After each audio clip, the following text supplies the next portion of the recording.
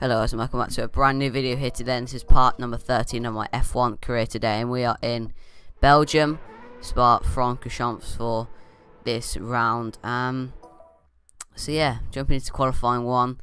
I haven't seen the last video in Hungary. I suggest you go check it out, as it was an okay race. Didn't do too much though in the last stint. I feel like always in the last stints of any Grand Prix, we always are in a race of our own. We can't catch anyone, no one catches us. I think we're always in a race of our own, but hopefully that will change when we get into 2011 or maybe even this round. But so yeah, going to the bus stop, I believe I backed off on this lap and made this a banker lap just to test the track limits, because we don't do practice of course, so I was just trying to test the waters early on, and it was a 55.4, not too good of a lap time there, but you know, we really managed to get that corner right, except for running on the curb on the exit. So yeah, into this bus stop chain, we made a little mistake there, but in total it was fine, and we were able to get through there nice and swimmingly. And what lap time will it be? It is a 49.9, which is the quickest of the session of course, because only a few drivers who set a lap, and that ended up in 5th position, 8th off the leaders who were on the option tyres. So that was in total a good lap. And then Q2, the rain started coming down, and we only just could manage 151.3, but I made a few mistakes in the lap, I do believe. So you know, we went again just to try and see if we could improve on that lap. And this was a really testing corner in bus stop, you know, really hard to slow the car down there. But as we exit the corner now, what lap time will it be? It is a 50.1, which is safe and sound into the next session, 9/10 off the leaders. So yeah, very, very good Q2 session. And then Q3, for some reason, well, it was raining in Q2, but now it's absolutely bone dry in Q3, which I'm very puzzled about. In this game's consistency in qualifying is not that good, to be fair. If it rains in one session, it has to rain in the other, unless it dries up in that session. But yeah, really, it's very interesting. It just started raining as well in Q2, so I don't know what the deal is with there for this game. So yeah, exiting the final corner. This lap was a really good lap, and it was a 48.4, which was the quickest time by 5/10 over Sebastian Vettel. That was a really quick lap, that time that I knuckled down there. So yeah, does that mean qualifying will turn into a race? I don't know, but hopefully we can win the Belgian Grand Prix. Let's go to the race. So yeah, 13 laps here in Spa will be 44, but we are doing 30% race of course. We're stopping on lap 5 for a set of prime tyres. Without further ado, let's go to the Belgian Grand Prix.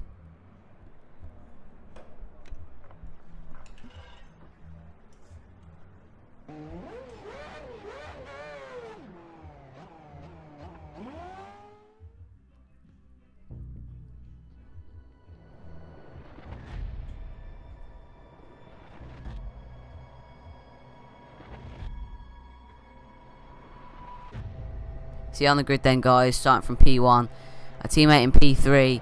Hopefully we can be having a 1-2 from McLaren after turn 1, but the 5 red lights are on. As lights down the way, we've got a decent start from us. What about Hamilton?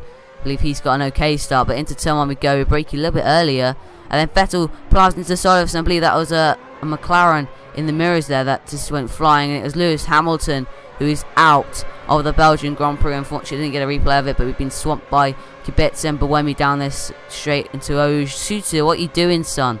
Suter's trying to go for moving Eau Rouge, the idiot. But anyway, look at that slipstream fest going up in front of us there. We're trying to steal some as well from Buemi and Kibetz, heading into Le Comazis, I believe it is. I'm not too good with corner lanes, but as we run a bit wide, we just about keep it within the track limits, and Buemi still stays in P6 then in this Grand Prix. So we have to really work to get in front of Sebastian Buemi and try and at least get back up into the podium, as it's a disappointing start. We got hit by Vettel and spun by someone. I didn't drop it all by myself, I got hit again by someone. It might have been Alonso or Massa who would have tagged us and spun us, or it may even have been Lewis Hamilton who would have tagged us, but I didn't find a replay of it. And then we go up the inside of Petrov. He loses two positions in one corner there in P1, and then we're trying to go at Sebastian Buemi, but he kind of parks the bus in the middle of the track, and we can't find a way through just yet, so we're going to have to hang up back behind Buemi and try and assess it as we do now up into P5 here in Belgium. So next man in front is our title challenger Mark Webber. I believe, I'm not too sure, but I believe we are leading the World Championship now. I'm not too sure, but I believe we are leading the World Championship. I haven't really checked it from the last episode, but we are in the slipstream of Mark Webber now into Le Common lap 2. Are we going to make the move? No, we're not, because Webber actually covers us off there, and we have to stay in 5th position for now. But yeah, I look at that Red Bull rear end, it's all over the place. Mark Webber's car is not faring too well here in Spa, but we then go around to the outside, but unfortunately we lost the rear bit. Onto lap 2 then, we are facing off again with Mark Webber on this lap, setting a 52.9, very decent lap there, and heading into the, I don't even know what this corner's called. I don't know.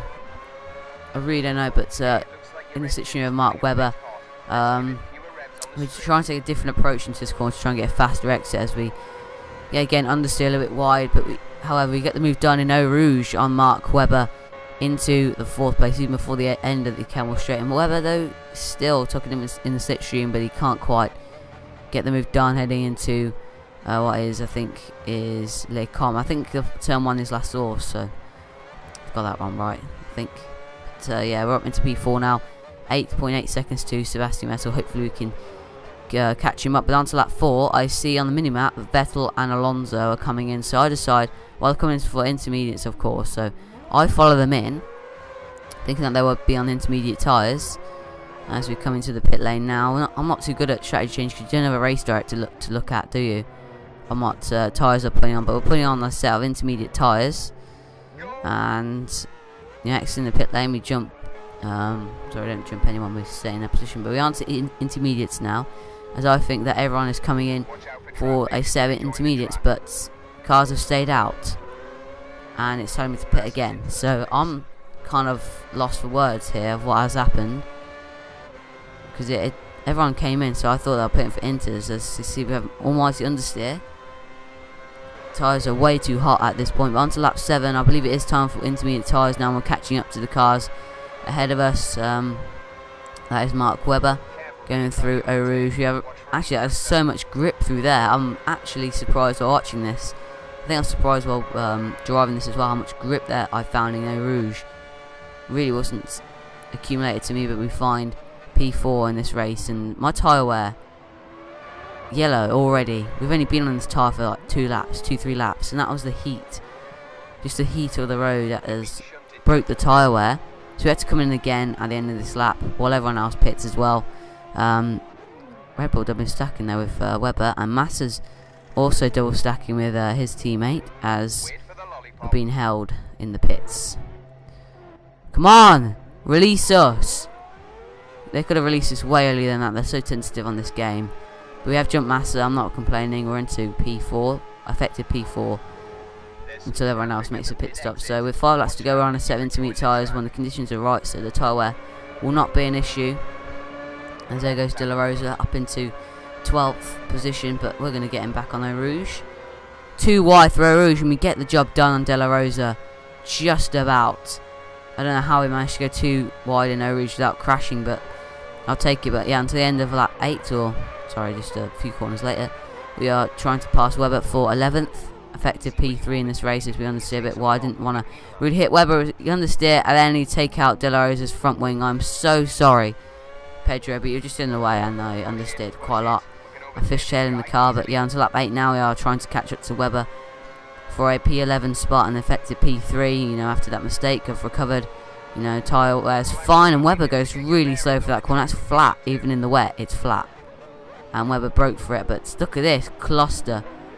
Kubica, I was so thankful that they all ghosted, because I would have been taken out by about 6 cars there if they didn't ghost, and that would have been my race pretty much over. But onto lap 9, we're in P3 with 4 laps to go. Hopefully, you know, we can try and at least close the gap to Alonso, but we closed it, but not by enough. It was 16 seconds, cut down to 11 to the leader Vettel. But yeah, Vettel won this race through consistency, but we deserved the win through our pace, our 1 lap pace. And you know, we're just unlucky after turn 1, you know, having that crash.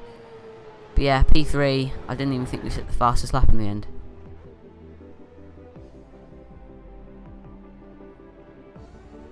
That's you on the third step of the podium. Well done, good race.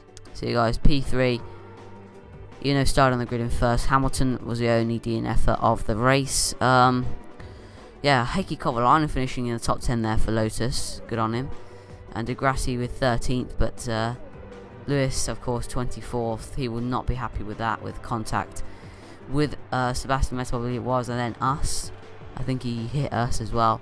I felt something on my rear tyre when I was being spun, so it's probably him or one of the Ferraris, and Massa recovers to P5, even though getting held for so long in the pits. And there it is, 4 points the gap to Vettel. Vettel's closed it in now. So the gap was still the same after Hungary, I believe, between us and second. It's just a different driver there, and then the constructors. It's pretty much all over for us. But if you guys have enjoyed this video, I'll go check out my playlist. Go check out the other videos. If you have enjoyed the video, leave a like, subscribe, and I'll see you guys for another video. I'll see you guys. Goodbye. Bye bye.